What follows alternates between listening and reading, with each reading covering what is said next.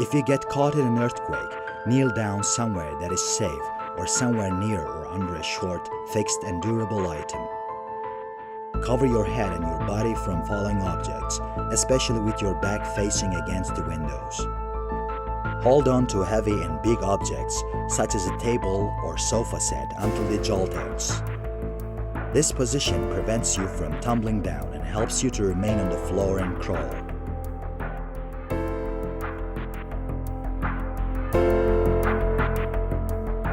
Take drop, cover, hold on position.